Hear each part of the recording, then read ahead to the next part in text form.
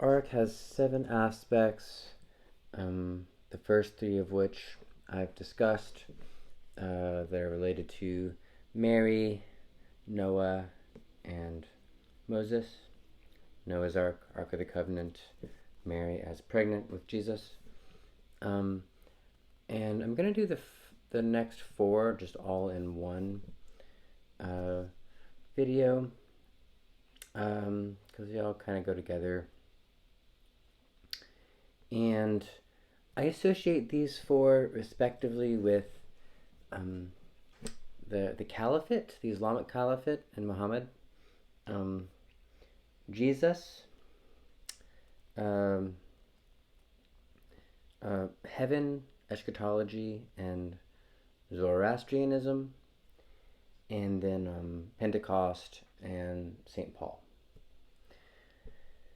So basically the dimension, the aspect relating to the Caliphate is that the ark does not belong in any in any one discursive category.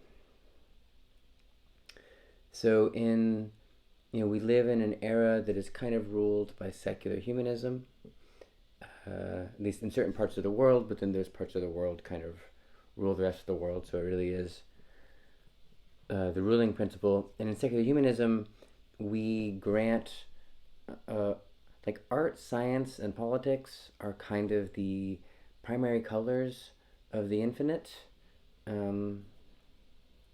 where like we grant that those connections to infinity can basically produce real prophecy, or real really sort of new worthwhile things can come out of those areas. And we don't typically take religion seriously as a source of like useful prophecy. People have a right to worship in the way they want to, but just by giving everybody that right, that is in a way not giving anyone the right to like really worship. It's kind of like a consumer choice, sort of. That's kind of caricaturing it, but so and then in other eras and in other places in the world right now, religion, like there are actual theocratic states where religion is actually very oppressive, and you are not allowed to go against certain religious dogmas, and political, artistic, and scientific freedoms are limited. But for the ark,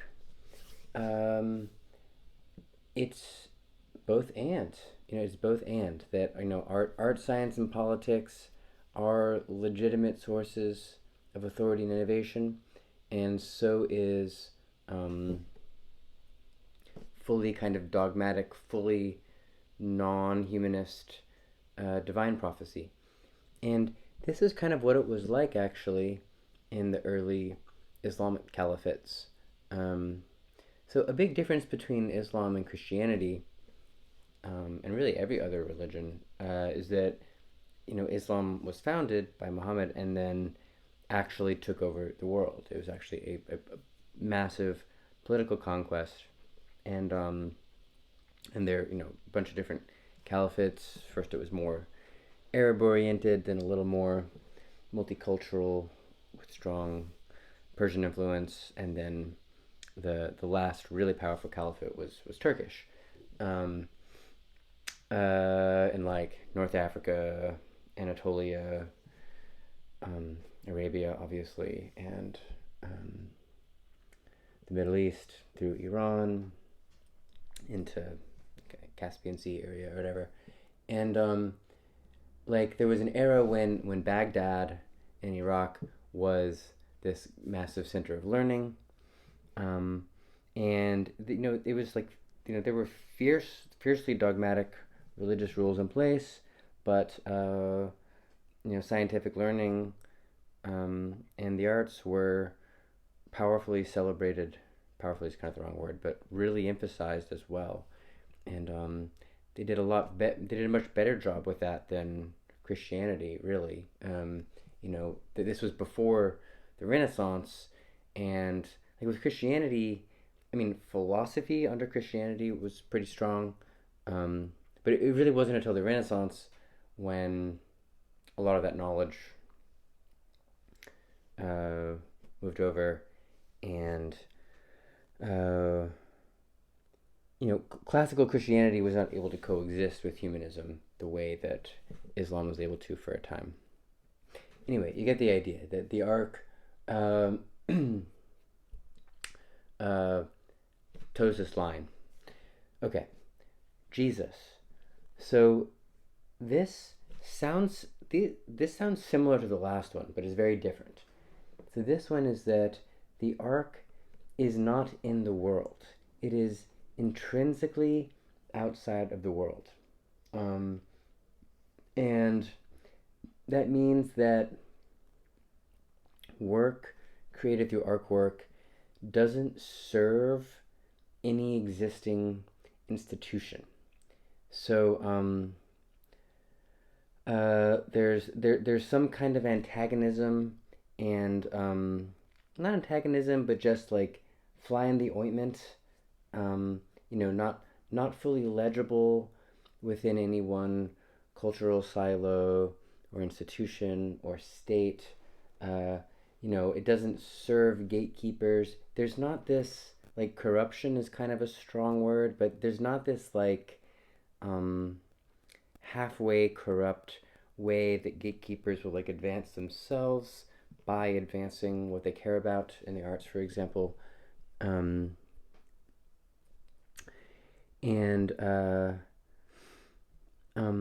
This actually is not conceivably compatible. Like, to be out, the Caliphate is in the world. It actually creates the world. And Christianity, in Jesus's version of it, is intrinsically not in the world. So it's paradoxical that the ark is both, but the ark is paradoxical, and the point is to just have the thoughts in your mind all at once so that we can kind of carry it. And the last thing I'll say is that in the sort of not fitting in not kind of, serving capitalism, you could say, there is a metaphysical process somehow where divine light is able to enter through that crack in the sky. Actual divine light can enter of grace where there is otherwise gravity, as Simone Weil would put it. Okay, third, that the ark has an eschatological horizon. So the point of any ark work practice is to bring the kingdom of heaven to earth. So it's essentially the Lord's Prayer: Our Father who art in heaven, hallowed be thy name, thy kingdom come, thy will be done on earth as it is in heaven. And again, it's possible to be animated by like an innovative practice that's good for a community or whatever. It can be good for a community, it can be just people like it or whatever, but those are not ark work. Ark work is oriented towards, like, literally our world with its 10 billion people in it living in heaven. Our world transforming into heaven. And I associate this with Zarathustra, Zoroastrianism. I think it's worth putting that in there. People forget that many of the doctrines of Christianity don't actually come, they don't have their source in Judaism. Their source is in Zoroastrianism, which is the oldest Abrahamic religion. It's pre-Abrahamic. The Hebrews were living in Achaemenid Persia for quite a long time, and there was massive influence from Zoroastrianism into even Judaism, but then also the three magi were Zoroastrians. Like there's a very direct link between doctrines of that religion and all the Abrahamic faiths. And it really gets left out. Like people just don't know that. And Zoroastrianism is as old as Vedanta. It's as old as Hinduism, and it actually comes from the same part of the world. So it's kind of like the original. It's the original messianic religion with linear time. So arc work is part of that. And then the final one is Pentecost. Um, I believe that there, again, I'm a dogmatic believer in the resurrection of Jesus Christ. And then in the book Acts, it is said that the Holy Spirit came to Christ's followers as tongue of fire, and the church was born. So when that happened, that moment is what arc work looks back to. Pentecost. Pentecost is the source in time of arc work, and it's also the source of Christianity, of course, obviously. But I think the point here is that, like, St. Paul was the one who really spread Christianity. And, what he spread was perhaps not the exact same thing that Jesus believed in, or, Jesus represented. And there are cultural formations that refer back to Pentecost that are not necessarily within any one Christian church. For example, things like psychoanalysis, even Marxism, and like there was this in like 2010 or something, maybe even earlier, 2000, like Agamben, Zizek, and Badiou all wrote books about St. Paul, and how like St. Paul was the actual kind of founder of radical continental thought, and anarcho-communist libidinal politics and so forth. And I I don't have a taste for that stuff in isolation.